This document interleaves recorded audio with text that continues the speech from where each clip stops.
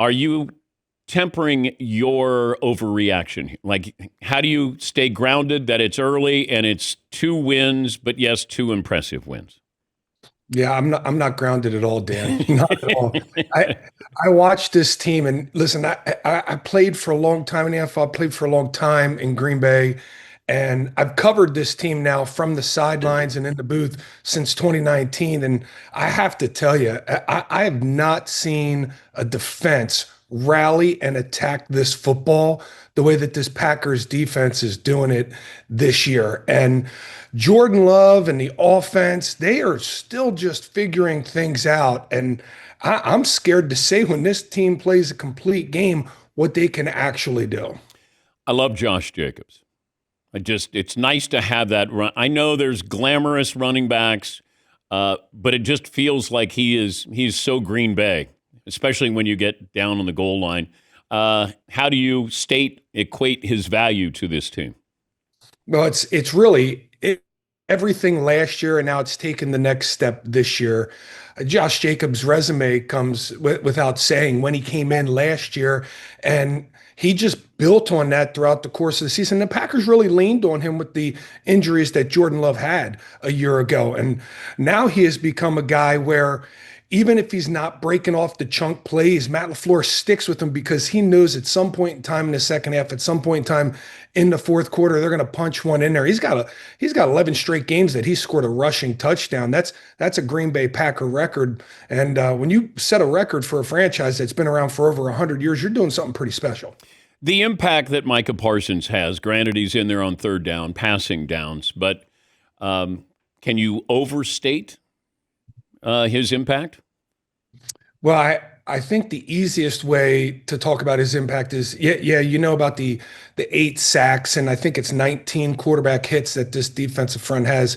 But you see Rashawn Gary now has 2.5 sacks in his first 2 games. Lucas Van Ness has a sack. Devontae Wyatt has 2 sacks. Micah Parsons himself has a sack and a half. And it's getting to the quarterback in population. It's not just him wreaking havoc on an offensive line. It's the attention he brings allows others to bring that same impact, that same ferocious mentality when they line up there on second and third down. And it's getting to the point now where even Quay Walker and Edgerrin Cooper and everybody's jumping in on the party here at the quarterback. And Jeff Hafley's got a smorgasbord of plays that he can call her, knowing that when Micah Parsons out on that field, anybody can pop from any spot. Jordan Love in the passing game.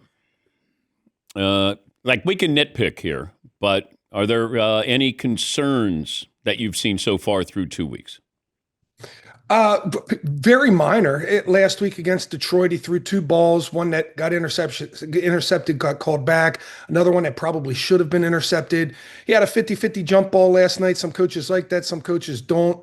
But in the grand scheme of things, he's completed passes to 11 different receivers already in his football. The receiver with the most receptions is his tight end, Tucker Kraft, with I believe it's only 8 or 9 receptions right now. He's spreading the ball around, and he's doing it at a high clip. The big yardages aren't there yet. The touchdowns aren't there yet. But he started both games so hot against two really big time teams here. I know they were home games. We're going to get a lot more information when we go on the road here in the coming weeks on what this offense really is and can this defense travel. I believe that both of them will. I believe that both of them can. And I believe Jordan Love, he doesn't have to carry this football team, but there are moments that he will still continue to carry this football team. Do you think they're the best team in the NFL?